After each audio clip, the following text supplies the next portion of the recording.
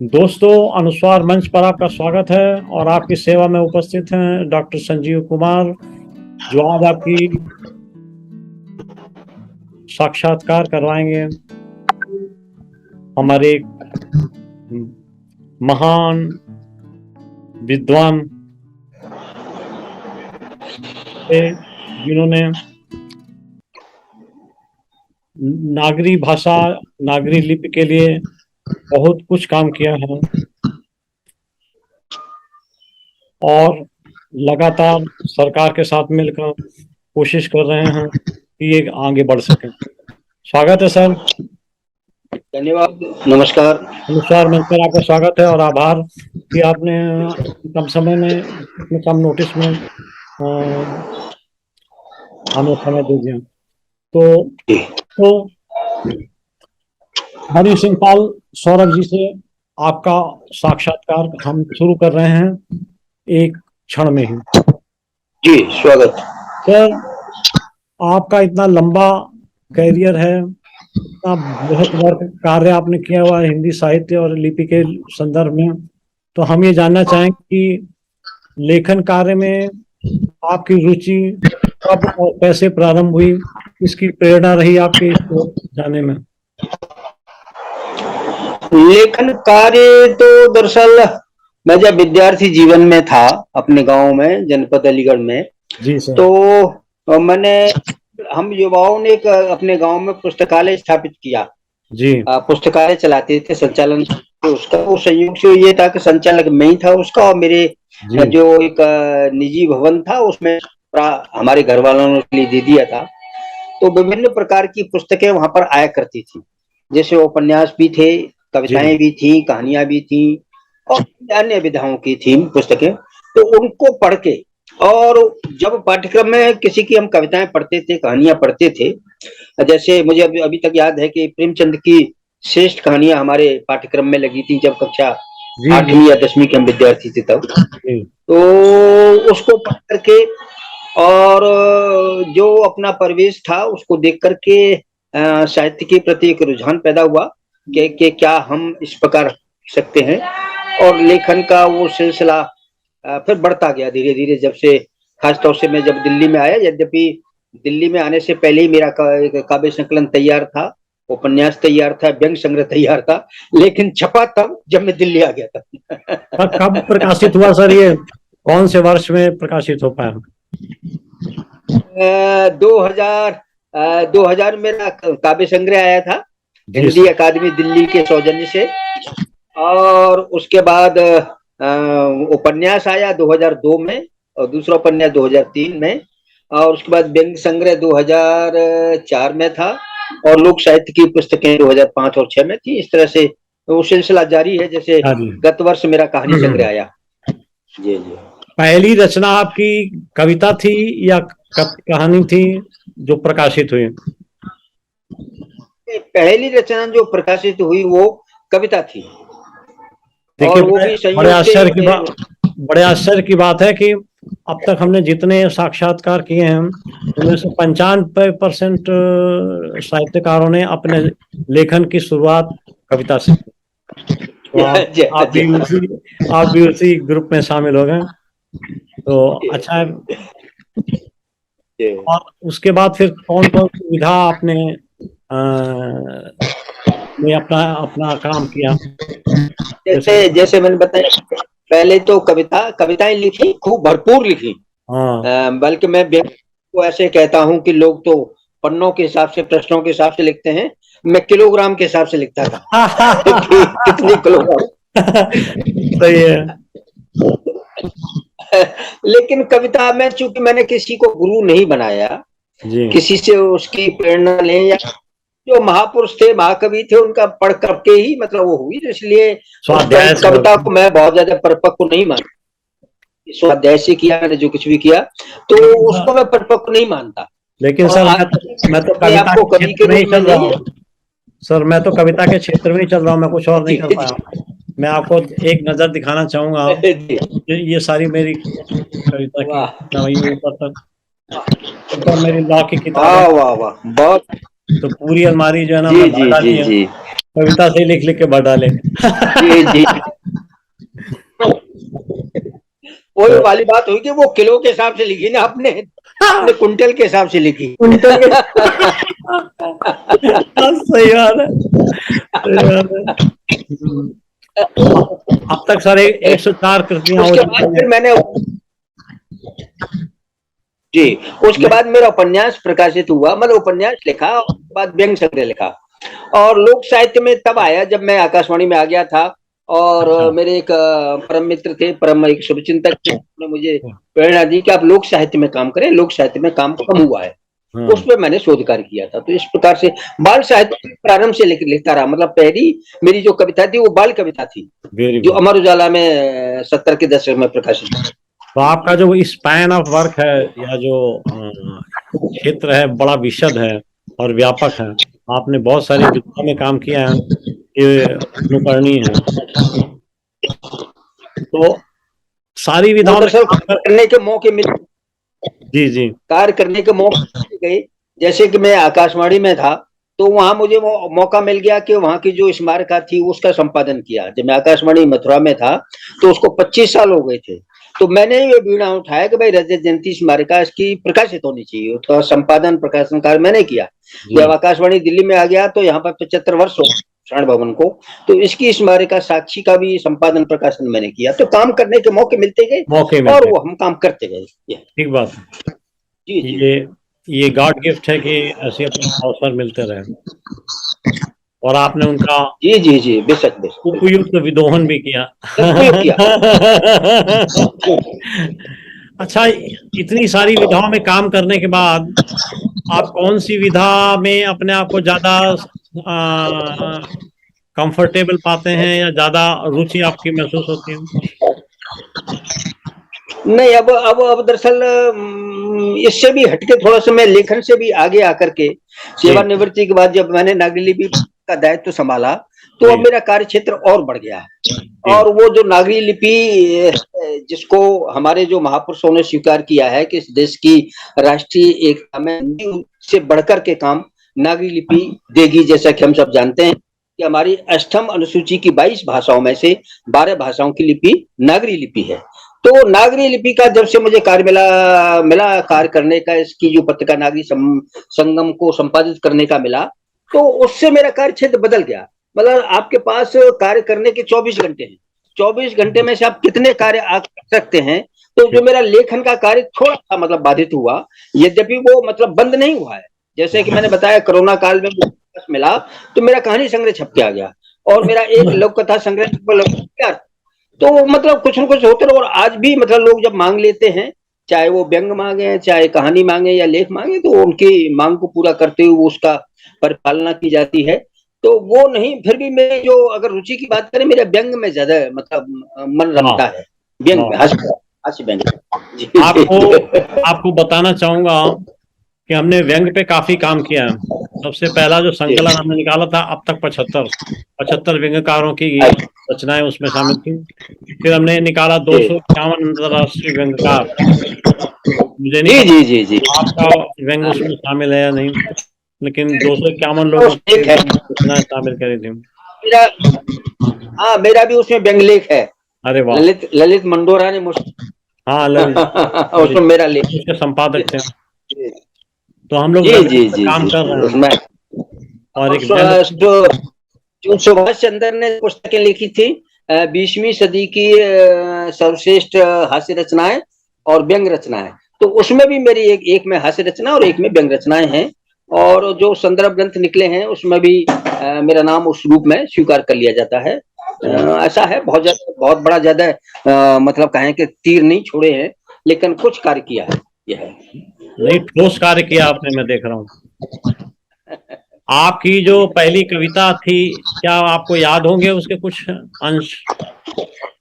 नहीं, पहली कविता तो मैंने बताया नहीं कि बच्चों के लिए कविता लिखी। दरअसल उस जमाने में 69 के दशक में अमर उजाला आगरा से शुरू हुआ था, और उसका कार्यालय अलीगढ़ में भी था। तो मैंने वो भेज दी। वो बच्चों की थी, चंदा मामा बड़े सयाने करते रहते खेल, कभी कभी तो धीरे चलते फिर हो जाते मेल। इस तरह की मतलब बच्चों की कविता थी। हाँ, ठीक और बात। सही और संयोग ये हुआ कि वो कविता छप गई, मुझे मालूम नहीं पड़ा क्योंकि गांव में अखबार आते नहीं थे, हम उसको पढ़ते नहीं थे। वो संयोग हुआ कि जब पुस्तकालय खुला अपने गांव में, तो मुझे सरस्वती विद्यालय बाजपुर की एक पत्रिका आई। उस पत्रिका में किसी बच्चे ने मेरी कविता अपने नाम से प्रकाशित कर दी थी। तब मेरी कविता प्रकाशित हो गई है। तो ये बड़ा, सबसे बड़ा पुरस्कार था मेरे लिए कि किसी बच्चे को इतनी पसंद आई कि उसने अपने नाम से प्रकाशित करा दिया उस कविता को। बिना एक भी शब्द बदले हुए। हाँ, बच्चों का स्कूल में जो पत्रिका होती है उसमें ऐसा ही हाल होता है। 99% तो बच्चे कहीं ना कहीं से कॉपी करके देते हैं। जी जी जी। आपको कविता, कोई ऐसी कविता है जो आपकी सर्वप्रिय कविता है, उसके कुछ अंश अगर आप सुनाए? नहीं, कविता तो अनेक हैं, क्योंकि जो मेरा काव्य संग्रह 2000 में प्रकाशित हुआ था, उसमें लगभग 80 कविताएं हैं। तो एक थोड़ा सा मैं सुना देता हूँ। एक कविता है जिसका कीकर का कांटा। कीकर का कांटा, कीकर यानी बबूल जी। कीकर का कांटा जब आता है पांव के नीचे, कीकर का कांटा जब आता है पांव के नीचे, तो चुभकर तिलमिला देता है, चुभकर तिलमिला देता है। और वही कांटा जब किसी गरीब को मिल जाता है, वही कांटा जब किसी गरीब को मिल जाता है, तो उसका मन कांटे से फूल बन जाता है, फूल बन जाता है। फटी कमीज में कॉफिन लगाकर वह कमीज के फटेपन को ढक देता है। मुझे अपने ग्रामीण जीवन की याद है कि जब हम खेत में जाया करते थे, कमीज फटी हुई तो कहीं से हमने बबूल का कांटा तोड़ा और उससे उसको कॉफिन लगा ली, यानी उसको सिल दिया, जिससे उसका फटापन दब जाता है, टाका लग जाता है उसमें। जी जी। तो फटी कमीज में कॉफिन लगाकर वह कमीज के फटेपन को ढक देता है। वही कांटा जब बच्चे को मिल जाता है, तो वह सरकंडों को जोड़कर खिलौना, गाड़ी और अपनी कल्पना का घर बना लेता है, अपनी कल्पना का घर बना लेता है। कांटा तो वही है जो चुभता है तो जोड़ता भी है, और जोड़कर मन बहलाता भी है। मीत मेरे कांटे से नफरत नहीं, प्यार करके देखो, वह भी प्यार का हकदार है, वह भी प्यार का हकदार है। वाह वाह वाह, ये छोटी सी कविता है। बहुत सुंदर। कहानियों में आपकी कहानियां किस वर्ग से या किस विषय वर्ग से संबंधित रहती हैं? नहीं, खासतौर से क्योंकि रचनाकार समाज में रहता है, चाहे वो महानगर में रहे या गांव में रहे या कस्बे में रहे, वो अपने जो परिवेश से ही वो विषय होता है। तो कह सकते हैं कि वास्तविक घटनाओं पर आधारित ज्यादा होते हैं या ज्यादातर। हेलो,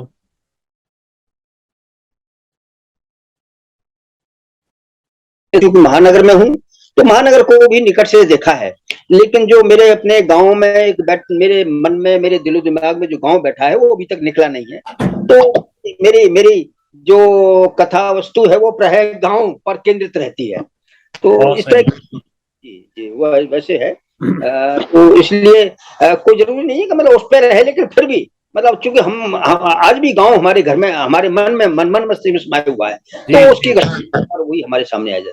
जी, यूं कह सकते हैं कि आपने प्रेमचंद की तरह ग्रामीण परिवेश में से अधिकांश कथानक उठाए, अधिकांश पात्र उठाए।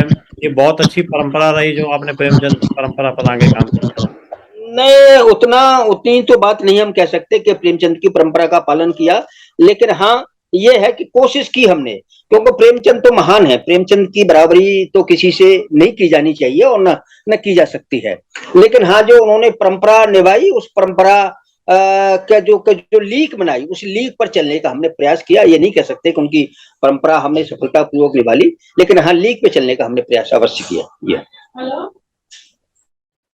कहानियों में से आपकी कोई सर्वप्रिय कहानी हो, उसके थोड़ा संक्षेप।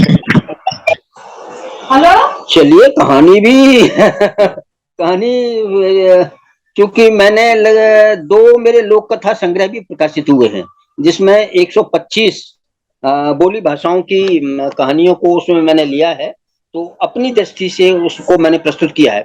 लेकिन हाँ, आपने कहानी की बात की है तो कहानी भी मैं आपको एक सुना देता हूँ, है ना, चूंकि आपका ये है। और इससे पहले कुछ और प्रश्नों को बताइए, उसको पहले निपटा लें। पात्रों के चयन सामाजिक परिवेश से करते हैं या कितना काल्पनिक होता है? नहीं, वो तो दरअसल जो सामाजिक परिवेश है उससे ही पात्र लिए जाते हैं, लेकिन उनके नाम बदल लिए जाते हैं। मैंने जितनी, जैसे मेरे कहानी संग्रह पिछली बार जब आया घर से बाहर घर, तो उसमें मैंने जितने मतलब पात्र थे मैंने अपने अपने परिवेश के थे, लेकिन नाम उसमें किसी जो यथार्थ नाम है वो नाम मैंने किसी का नहीं दिया, नाम सब बदले हुए हैं, जिससे किसी को ये नहीं लगे कि हमारी इसमें बुराई कर दी या हमारा जो चरित्र चित्रण है वो गलत कर दिया। उससे बचने के लिए जरूरी है कि नाम होते हैं और बाकी जो घटनाएं हैं वो वहीं की रहती हैं। व्यंग की बात अगर करें तो एक चीज कही जाती है कि व्यंग्यकार जो है ना वो सीमित कथानकों के बीच से ही अपनी विषय वस्तु उठाते हैं, और बहुत सारे अनछुए क्षेत्र हैं जिनके ऊपर कोई काम नहीं करता। ऐसा आपको क्या इस बारे में टिप्पणी होगी? नहीं, दरअसल आजकल डॉक्टर संजीव जी हम सब जानते हैं कि आजकल का जो भौतिकवादी समाज है उसमें इतनी विडंबनाएं हमारे जीवन में, इतनी विसंगतियां हैं, इतनी विषमताएं हैं, इतनी विद्रूपताएं हैं कि चाहे जितने आप पात्र ले लीजिए, चाहे जितनी घटनाएं ले लीजिएगा, तो हमें लगता है कि मतलब अब कमी नहीं बल्कि बढ़ गई है। और उसके हिसाब से मतलब अब कठिनाई नहीं रह गई, पहले समय में उतनी नहीं थी, क्योंकि व्यक्ति जो कहता था, जो पहले ये कहेंगे जो व्यक्ति सोचता था वही कहता था, और जो कहता था वही करता था। आज स्थिति यह है कि करता कुछ और है, कहता कुछ और है, सोचता कुछ और है। चाहे वो सही बात, राजनीति का हो, चाहे वो क्षेत्र साहित्य का हो, चाहे क्षेत्र वो आर्थिक का हो या शिक्षा जगत का हो, सभी सभी सभी क्षेत्रों में ये विसंगतियां व्याप्त हो गई है। और उस व्यक्ति, उसमें आप भी देखते हैं, हम भी देखते हैं, और जो हमारे श्रोता हैं वो भी इस बात को देखते हैं, लेकिन वो कला किसी में आ जाती है कि उसको प्रस्तुत करने की, उसको शब्दों में बांधने की कला कुछ कुछ को आ जाती है। तो उसको बांधने का प्रयास मतलब मैं अपने हास्य व्यंग के माध्यम से करता हूँ, और मेरे प्राय मतलब जो अपने परिवेश के पात्र हैं वही उसमें रहते हैं। जी। व्यंग लिखते समय कोई ऐसी घटना या ऐसी परिस्थिति आपके सामने आई जब आप कुछ लिखना चाह रहे थे लेकिन आप लिख नहीं सके, या इससे बच के रहना चाहिए? हाँ, नहीं, कभी कभी ये लगता है, कभी कभी ये लगता है, जैसे कि जब मैं रेडियो में था और उस समय हिंदुस्तान और नवभारत टाइम्स में एक चलता था, कांटे की बात थी हिंदुस्तान में, और नवभारत टाइम्स में थी ताना बाना। तो उसके संपादकों से मेरा ऐसी परिचय हो गया, बोले कि साहब ठीक है आप लिखिएगा, टिप्पणी लिखी। तो संयोग हुआ कि वो टिप्पणी लगभग हर हफ्ते, एक हफ्ते हिंदुस्तान में आती, एक हफ्ते अगले हफ्ते उसमें आती। तो मेरे एक अधिकारी थे बड़े आकाशवाणी के, बोले कि आजकल क्या आपने कोई कांटेक्ट कर लिया है इनसे? क्या आपके लगातार जब, अरे मैंने कहा मामला गड़बड़ हो गया भाई। फिर मैंने उस पर रोक लगा दी। और जो मतलब चूंकि जाहिर सी बात है, एक और मैं आपको दृष्टांत दूं कि जब मैंने एक लिखी थी फसना संगीत सम्मेलन में, एक हास्य व्यंग मैंने रचना लिखी, और संयोग से ये थे कि आकाशवाणी महानिदेशालय में एक कार्यक्रम था, मैंने उसको उसी में सुना दिया जो रेडियो में होता है, जो शास्त्रीय संगीत के नाम पर जो हम झेलते हैं, उसको मैंने वर्णन उसमें कर दिया। तो उप महानिदेशक बोले हंस के कि वाह भाई डॉक्टर साहब, आपने तो हमारे ऊपर ही हास्य व्यंग कर दिया। तो हास्य व्यंग में खतरा बहुत उठाना पड़ता है। तो जी जी। हरिशंकर परसाई जी पे तो अटैक भी हुए थे, तो लेकिन फिर भी लोग व्यंग लिखने की तरफ बड़ी तेजी से उन्मुख हो जाते हैं, ऐसा समझ में नहीं आया क्या रीजन है? बिल्कुल। अब देखिएगा, मैंने उस समय जो लिखा था कि चूंकि मैं भारत सरकार में था अधिकारी, और उस समय भी मैंने रथ यात्रा का मौसम जैसा मैंने एक मतलब व्यंग लिख दिया था। हाँ, जो उस समय रथ यात्रा उस समय जो निकल रही थी, यद्यपि उसमें मैंने किसी पार्टी का नाम नहीं दिया, किसी व्यक्ति का नाम नहीं दिया, लेकिन जो एक परिपाटी जो चल रही थी, वो एक रथ यात्रा निकालने की, ये निकालने की वो रथ यात्रा चल रही है। और रथ यात्रा में क्या है कि वो ट्रक ले लिया, उसी को रथ का नाम दे दिया। रथ जिन्होंने नहीं देखा है, रथ में कभी बैठे नहीं है, वो उसको ट्रक को रथ कह रहे हैं। ये इस तरह की घटना होती है। जी। कविता के वर्तमान स्वरूप में अगर हम देखते हैं तो छायावाद से विद्रोह के बाद कविता जो है ना वो नए स्वरूप में और नए सब्जेक्ट मैटर पे चली गई। लेकिन ऐसा लगता है, या लोग कहते भी हैं कि आजकल की कविताओं में न तो गहरा है न रसात्मकता है। तो कविता के इस स्वरूप के ऊपर आप क्या कहना चाहेंगे? नहीं, कविता को एक तरह से अगर इसको कठोर शब्दों में कहा जाए कि आज कविता के नाम पर कविता से हम बलात्कार कर रहे हैं। ये जो कविता की एक बाढ़ आ गई है, एक सुनामी जो आ गई है, पहले लोग किसी की पढ़ते नहीं है। मैं प्राय जो नए रचनाकार हैं उनसे कहता हूं कि भाई पहले आप पढ़िए, कम से कम 10 किताबें पढ़िएगा, तब जाकर एक कविता लिखिएगा। लेकिन लोग अब पढ़ते नहीं है और अपनी लिखी हुई को किसी से पढ़वाते नहीं है, तो वहीं से फिर उसमें क्षरण होना उसमें शुरू हो जाता है कि आप किसी को बताएंगे नहीं, किसी को सुनाएंगे नहीं, किसी से राय नहीं लेंगे कि मेरी कविता किस स्तर पर है, इसमें और क्या सुधार हो सकता है, तो फिर कविता तो फिर मनमानी होगी, स्वच्छंद कविता होगी ना। अब वो कविता शास्त्रीयता की परिभाषा में जिसे हम कहें, जिसमें गेयता ना हो, जिसमें रसात्मकता ना हो, जिसमें लयता ना हो, वो कविता कविता कैसे हो सकती है? गद्य कविता लिखी जा रही है, वो ठीक है, छंद मुक्त कविता मैं भी लिखता हूँ, लेकिन उसमें रसात्मकता तो हो, उसमें लयात्मकता तो हो, कविता तो कविता लगे। ये नहीं कि साहब हमने एक वाक्य लिखा, उसको चार जगह तोड़ दिया और वो कविता बन गई। जी ठीक कह रहे हैं आप। कविता में उदारवाद के बारे में आपके कोई विचार, कभी विचार किया आपने? मैं इस दृष्टि से मतलब मैं विचार करता नहीं हूँ, यद्यपि मुझे अनेक काव्य संकलनों की भूमिका लिखने की, समीक्षा लिखने की मुझे बार बार अवसर मिले हैं और अभी भी मिल रहे हैं, लेकिन मैं उस कविता को किसी वाद की दृष्टि से नहीं देखता। कविता को मैं सिर्फ कविता की दृष्टि से देखता हूँ, उसमें कोई और अन्यत्र जो विशेषता है उसको मैं तलाश नहीं करता। मैं उसमें जो उसकी रचनात्मकता है उसको मैं देखता हूँ। रचनात्मकता अगर उसमें सकारात्मकता की ओर है तो मैं उसकी प्रशंसा करता हूँ, और उसमें सकारात्मकता अगर नहीं है, सिर्फ शब्दों का खेल है, तो उसमें मैं इंगित कर देता हूँ कि यदि इसको इस तरह से और लिखा जाता तो और भी अच्छा हो जाता। उदाहरण के लिए आपको बताऊं, कभी कविता डॉक्टर राहुल बड़े अच्छे जाने माने एक कवि हैं, रचनाकार हैं, उन्होंने मुझे कविता भेजी, तो मैंने उनको इंगित कर दिया। यदि मैंने कह दिया, उन्होंने उपदेशात्मक लिखी, ये करो वो करो, मैंने उनको कहा कि करो की जगह करेंगे कर देंगे तो कविता ठीक हो जाएगी। उन्होंने कविता वो करेंगे करके कर दी, और वो अच्छी होगी। उन्होंने स्वयं स्वीकार किया कि हाँ, आपका जो ये दिशा निर्देश था ये काम में आया। तो इस तरह से हम दिशा निर्देश कर देते हैं, जिस तरह से कविता कविता बनी है। आज के रूखे सूखे युग में जो कविता, सूखी कविता चल रही है, क्या आपको नहीं लगता कि इसमें थोड़े संवेदना का पुट भी आना चाहिए जो छायावाद में था?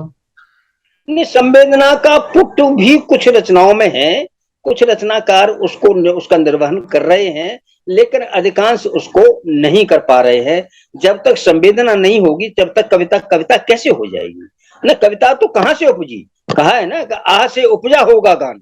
जब तक आह नहीं होगी, जब तक आग नहीं होगी, तब तक निकलेगी कैसे? आह निकले और आह निकाले, अपने अंदर की जो आह है वो निकले, और दूसरा जो हमारा पाठक पढ़ रहा है वो आह करे, वो वाह करे, तो कविता कविता है, अन्यथा वो कविता कविता नहीं कही जा सकती। सही बात है।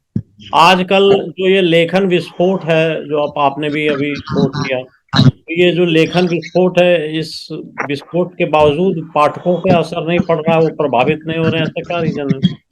नहीं, उसका कारण यही है कि मतलब जो उसकी मात्रा है, उसकी जो संख्यात्मकता है, वो उसमें बढ़ी हुई है, लेकिन जो उसकी गुणात्मकता है वो कम हो गई है। तो पाठक या श्रोता तो गुण को पहचानेगा ना जी, गुण को, अगर उसमें कविता में गुणात्मकता होगी तो निश्चित रूप से उसको पाठक पढ़ेंगे। अगर उसमें गुणात्मकता ही नहीं है तो पाठक क्यों कर पढ़ेगा, क्यों अपना समय नष्ट करेगा?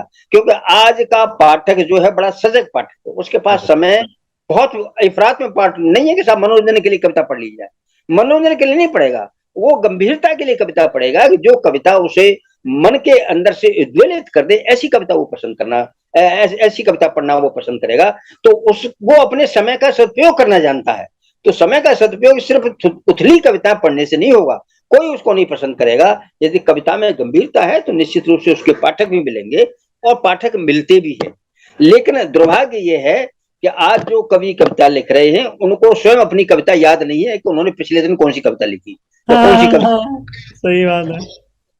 अच्छा, एक व्यक्तिगत प्रश्न पूछता हूँ कि लेखन आदि के अलावा साहित्य के इतर आपकी कौन सी हॉबी है, क्या अभिरुचि है आपकी? मैं अभिरुचि, चूंकि मैं अब नागरी लिपि से जुड़ गया हूँ, तो नागरी लिपि से जुड़ने के बाद नागरी लिपि के प्रचार प्रसार के खास तौर से हो गया है। और दूसरा, चूंकि एक मैं न्यूयॉर्क अमेरिका से पत्रिका का प्रकाशन करता हूँ सौरभ का, तो मैं वैश्विक स्तर पर लोगों से जुड़ा हुआ हूँ कि वहां पर हिंदी का प्रचार, मतलब भारत में तो मैं नागरी लिपि के प्रचार और वैश्विक स्तर पर मैं हिंदी के प्रचार प्रसार के कार्य से जुड़ा हूँ। तो मेरा जो अधिकांश समय है, मतलब जो बचता है दैनिक गतिविधियों को छोड़ करके, तो वो सब उसी को, साहित्य को, नागरी लिपि को और हिंदी के लिए ही समर्पित है। बाकी कोई इतर कोई इसी प्रकार की मुझे कोई आकांक्षा हो, महत्वाकांक्षाएं हो, वो अब रह नहीं गई है। उदाहरण के लिए मैं कहूं कि अभी मेरा, चूंकि सितंबर माह है तो लोगों को कुछ जानकारी है, तो मुझे प्राय जो राजभाषा की प्रतियोगिता होती है, राजभाषा के व्याख्यान होते हैं, उसमें बुलाते हैं मुझे।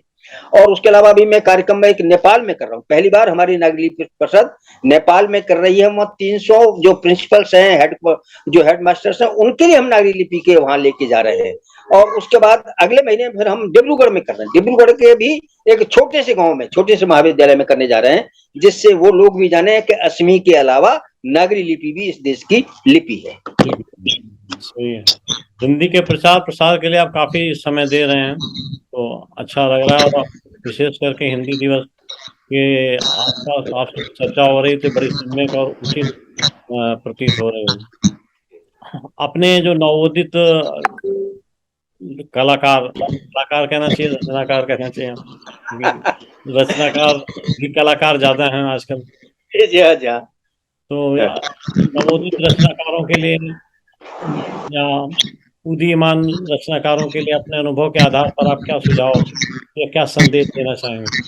नहीं, संदेश देना तो बेमानी बात हो जाएगी। हम सिर्फ उनसे आग्रह कर सकते हैं उनसे आग्रह करना चाहेंगे कि अपने अगर आप पुराने कवियों को, पुराने रचनाकारों को नहीं पढ़ सकते, तो अपने समकालीन रचनाकारों को अवश्य पढ़ें, जिससे आपको ज्ञात होगा कि भाई आपके अलावा और क्या क्या विषय पर लिखा जा रहा है, किन किन बिंदुओं को छुआ जा रहा है साहित्य में, चाहे वो विधा, चाहे वो कविता हो, चाहे कहानी हो, हास्य व्यंग हो, रेखा चित्र हो, जो भी विधा हो। लेकिन मतलब जो समकालीन समाज में, समकालीन जो परिवेश में जो लिखा जा रहा है, उस पर हमारी दृष्टि जाना बहुत जरूरी है। सोशल मीडिया एकमात्र मंच नहीं है साहित्य का, ये और मैं कहना चाहता हूं। हमारे साथ जब तक हमारे हाथ में जब तक ये मुद्रित पुस्तक नहीं होगी, तब तक उसका आनंद नहीं आएगा।